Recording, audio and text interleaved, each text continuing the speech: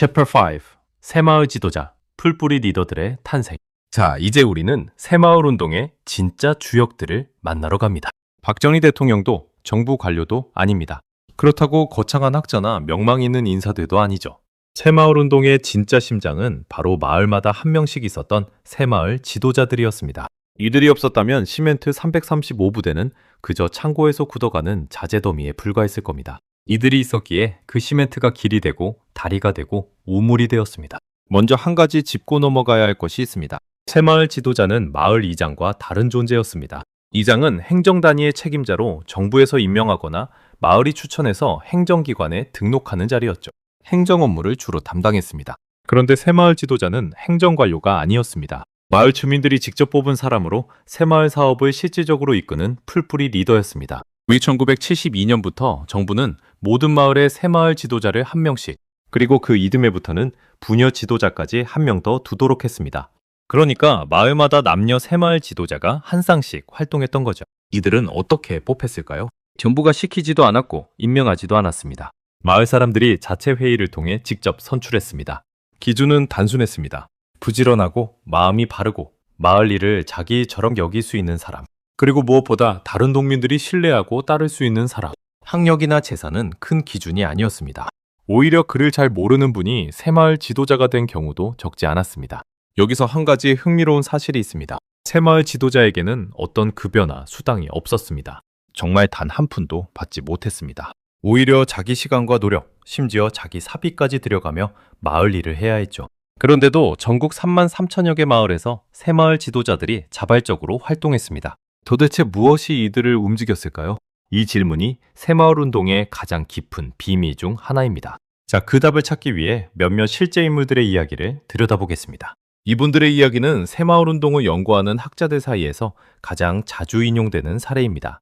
먼저 경상북도 영희군에서 활동한 하사용 씨의 이야기입니다. 그는 1970년대 초반 자기 마을에서 새마을 지도자로 선출되었습니다. 당시 그의 마을은 전형적인 가난한 농촌이었죠. 초가집뿐이었고 길은 좁고 진창이었으며 청년들은 다 도시로 떠나갔습니다. 그런데 하사영 씨는 새마을 지도자가 되자마자 한 가지 결단을 내렸습니다. 자기 집 앞 논 한마지기를 마을계 확장에 내놓겠다고 선언한 거죠. 당시 한마지기는 농민에게 거의 가족의 절반과도 같은 의미였습니다. 부인이 펄쩍 뛰며 반대했다고 합니다. 그 땅이 어떤 땅인데 우리 식구들이 그 땅 덕에 굶지 않고 사는데. 그러자 하사영 씨가 부인에게 이렇게 말했다고 전해집니다. 여보, 우리 자식들에게 무엇을 물려주고 싶소? 좁은 논 한 뼘이요? 아니면 잘 닦인 길과 다시 살아난 마을이요? 결국 부인도 눈물을 흘리며 동의했고 그 한 마지기 돈이 시작이 되어 마을 동로가 시원하게 뚫렸습니다. 그런데 이런 이야기는 하사영 씨 한 분만의 것이 아니었습니다. 전국 곳곳에서 비슷한 사례가 쏟아져 나왔습니다. 자기 집 마당을 헐어 마을 해관 부지로 내놓은 사람, 자기 산을 잘라 다리 놓을 자재를 댄 사람, 자기 우물을 마을 공동 우물로 개방한 사람. 이들의 이야기가 새마을 지도자 연수원의 성공 사례 발표 시간에 줄줄이 등장했습니다. 그리고 그 이야기를 듣는 다른 지도자들이 가슴을 치며 나도 저렇게 해야겠다고 결심하는 거죠. 일종의 감정적 연쇄 반응이 전국을 휩쓸었던 겁니다. 또 한 분, 충청남도에서 활동한 김시성을 가진 부녀회장 이야기도 인상적입니다. 그분은 일자무식의 시골 아주머니였습니다. 한글을 겨우 읽을 정도였죠. 그런데 마을 부녀들의 신뢰가 워낙 두터워 부녀 지도자로 선출되었습니다. 그분이 가장 먼저 한 일은 마을의 음주 문화를 바꾸는 일이었습니다. 당시 한국 농촌에서는 농한기에 남자들이 모여 막걸리를 마시는 문화가 만연해 있었죠. 그런데 그 술자리가 길어지면 결국 화투판이 벌어지고 화투판이 벌어지면 가산을 탕진하는 일까지 생겼습니다. 이 부녀 지도자는 마을 부녀들을 모두 모아 결의를 했습니다. 우리가 남편들의 술상을 차려주지 맙시다. 농한기에도 일거리를 만들어 봅시다. 그리고 부녀의 차원에서 양계 사업을 시작했습니다. 닭을 키워서 달걀을 팔고 그 수익으로 마을 환경 정비 비용을 충당했죠. 처음에는 남편들이 반발했지만 부녀회의 양계 사업이 실제로 돈을 벌어들이기 시작하자 분위기가 완전히 바뀌었습니다. 음주와 도박이 줄고 마을 분위기가 활기를 띠게 된 거죠. 이런 사례들에서 우리는 한 가지 공통점을 발견할 수 있습니다. 새마을 지도자들은 단순히 정부 사업을 집행하는 사람이 아니었다는 점입니다. 이들은 마을의 문화와 정신, 그리고 일상까지 바꾸려 한 진짜 의미의 변화 주체였습니다. 그래서 새마을 운동을 단순한 농촌개발 사업이 아니라 풀뿌리 사회혁명이라고 부르는 학자들도 있습니다. 자, 그렇다면 이 새마을 지도자들이 어떻게 그토록 강한 힘을 발휘할 수 있었을까요? 정부의 임명도 없고 급여도 없고 공식 권한도 없었는데 말이죠. 여기에는 두 가지 핵심 장치가 있었습니다. 첫 번째 장치는 새마을 지도자 연수원이었습니다. 앞 챕터에서 잠깐 말씀드렸던 그곳이죠. 1973년 경기도 수원에 본격적인 연수원이 설립된 이후 1973년에는 그 유명한 성남시의 새마을 지도자 연수원이 문을 열었습니다. 이곳에서 전국의 새마을 지도자들이 일주일 또는 2주일간 합숙 교육을 받았습니다. 연수원의 하루 일과는 매우 강도 높았습니다. 새벽 5시 기상, 새마을 노래제창, 체조와 구보. 아침 식사 후에는 강의가 이어졌습니다. 박정희 대통령의 새마을 정신 강의, 농업기술 강의, 마을사업 노하우 강의 등. 그리고 오후에는 그 유명한 성공 사례 발표 시간이 이어졌습니다. 전국 각지에서 모인 지도자들이 한 사람씩 일어나서 자기 마을 이야기를 발표하는 거였죠. 이 성공 사례 발표 시간이 정말 인상적이었습니다. 한 지도자가 일어나 말합니다. 저희 마을은 처음에 마을 사람들이 다 반대했습니다. 그런데 제가 우리 집 마당을 헐고 마을 회관 부지로 내놓았더니 다음날 옆집도 마당 일부를 내놓았습니다. 그렇게 마을 회관이 지어졌습니다. 그러면 듣는 사람들이 눈물을 흘립니다. 또 다른 지도자가 일어나 말합니다. 저는 글을 모릅니다. 그런데 마을 사람들이 저를 믿어주고 따라줬습니다. 이 자리에 서 있는 것이 부끄럽지만 우리 마을은 1년 만에 농가 소득이 2배가 되었습니다. 그러면 또 박수와 눈물이 터집니다. 연수원에서 보낸 일주일은 한 마을 지도자에게 인생을 바꾸는 경험이었습니다. 자신만 외롭게 마을을 이끌고 있는 줄 알았는데 전국에 자신과 똑같은 사람들이 수만 명이 있다는 사실을 알게 되거든요. 그리고 그 동료의식이 다시 마을로 돌아간 지도자에게 엄청난 동력을 제공했습니다. 한 새마을 지도자의 증언이 가슴에 와닿습니다. 연수원에 다녀온 뒤로 저는 다른 사람이 되어 있었습니다. 마을로 돌아가는 기차 안에서 결심했습니다. 내 마을을 반드시 바꿔놓겠다고. 두 번째 장치는 마을 등급제였습니다. 이 부분은 새마을 운동의 빛과 그림자가 동시에 드러나는 매우 미묘한 장치였습니다. 1973년부터 정부는 전국의 마을을 세 등급으로 분류하기 시작했습니다. 기초마을, 자조마을, 자립마을. 이 등급의 차이가 무엇이었는지 한번 들여다보겠습니다. 기초마을은 가장 낮은 등급이었습니다. 아직 새마을 사업의 성과가 거의 없는 마을, 마을 한 개 포장이 안 되어 있거나 마을 회관이 없거나 농가 소득이 매우 낮은 마을이 여기에 속했습니다. 자조마을은 중간 등급으로 기초적인 환경 개선이 이루어지고 소득 증대 사업이 시작된 마을이었습니다. 그리고 자립마을은 가장 높은 등급으로 마을 환경이 완전히 정비되고 농가 소득이 도시가구 소득에 근접한 마을이었죠. 이 등급에 따라 정부 지원이 차등 지급되었습니다. 자립마을은 가장 많은 자재와 지원금을 받았고 자조마을은 그 다음, 기초마을은 가장 적은 지원을 받았습니다. 좀 의아하게 들리시죠? 가장 가난한 마을이 가장 적게 지원받는다니 이건 사실 평등한 분배 원칙에 어긋나 보이거든요. 그런데 박정희 대통령은 분명한 의도를 가지고 이 차등 지원 방식을 고집했습니다. 박정희 대통령은 이렇게 말했다고 합니다. 공평하게 나눠주는 것이 평등이 아니다. 노력하는 사람에게 더 주는 것이 평등이다. 즉, 마을 스스로 노력해서 등급을 올리도록 만들겠다는 거였습니다. 노력하지 않는 마을에 자재를 퍼부어봐야 그 자재는 썩어버릴 뿐이고 노력하는 마을에 더 많이 지원해야 더 큰 성과가 나온다는 발상이었죠. 이 등급제는 마을 간의 치열한 경쟁을 만들어냈습니다.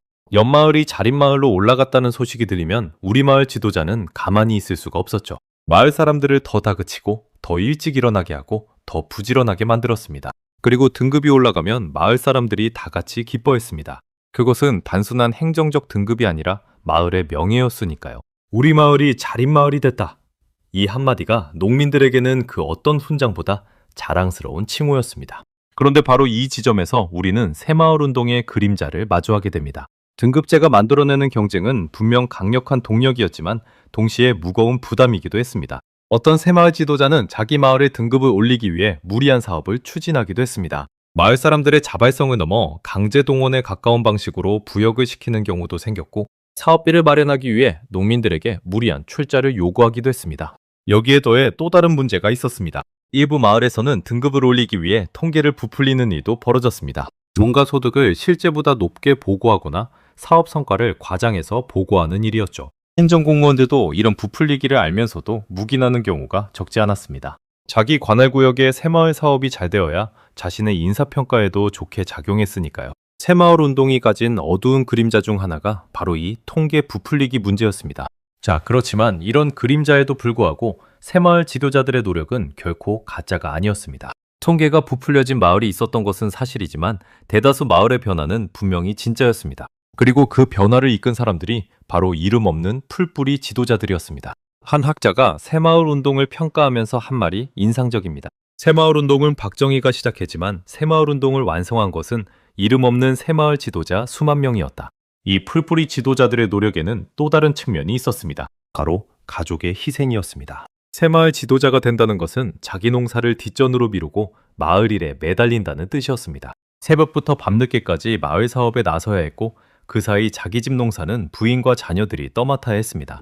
일부 새마을 지도자들은 가족과의 갈등을 겪기도 했고 심지어 가산이 기울어지는 경우도 있었습니다. 그럼에도 불구하고 이들은 멈추지 않았습니다. 왜였을까요? 단순히 명예욕만으로 설명할 수 있는 일이 아니었습니다. 한 새마을 지도자의 회고가 그 답을 보여줍니다. 내가 왜 이 일을 했냐고요? 솔직히 처음에는 거절하고 싶었습니다. 그런데 마을 사람들이 저를 믿어줬습니다. 그 신뢰를 저버릴 수가 없었습니다. 그리고 마을이 정말 바뀌는 것을 보면서 저는 점점 더 큰 보람을 느끼게 되었습니다. 이 마을이 내가 죽은 뒤에도 내 자식들이 살아갈 마을이라고 생각하니 그 어떤 희생도 아깝지 않았습니다. 자, 이 새마을 지도자들의 성공 뒤에는 또 하나의 중요한 요소가 있었습니다. 바로 여성의 역할입니다. 소녀 지도자들의 활약은 정말 눈부셨습니다. 1972년부터 마을마다 부녀회가 조직되었고 이 부녀회가 마을 일에서 점점 더 중요한 역할을 하기 시작했습니다.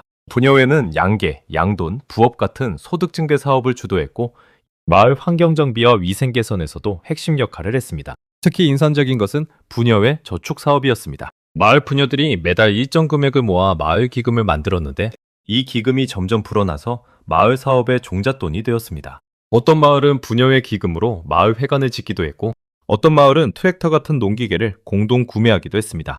이 작은 저축들이 모여 거대한 변화를 만들어낸 거죠. 새마을 운동을 통해 한국 농촌 여성들이 처음으로 자신의 경제적 힘을 자각하게 되었다는 평가도 있습니다. 자, 그러나 우리는 여기서 잠시 멈춰서 한 가지 질문을 던져봐야 합니다. 농촌에서 시작된 이 운동이 점차 도시로, 공장으로, 학교로 번져갈 때 운동의 성격이 어떻게 바뀌었을까? 농촌에서는 분명 자발성이 살아있었습니다.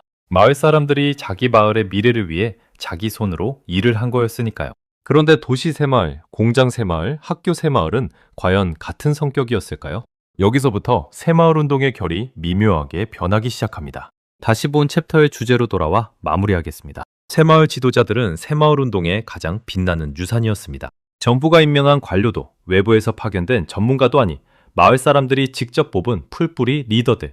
이들이 없었다면 새마을 운동은 그저 정부의 또 하나의 농촌 개발 사업으로 끝났을 겁니다. 이들이 있었기에 운동이 살아 숨쉬는 변화가 되었고 마을 공동체가 다시 일어섰습니다. 이 풀뿌리 리더들의 이름은 대부분 역사책에 기록되지 않았습니다. 박정희 대통령의 이름은 어디서나 만날 수 있지만 하사영 씨나 이름 없는 부녀 지도자들의 이름은 잊혀져 있죠.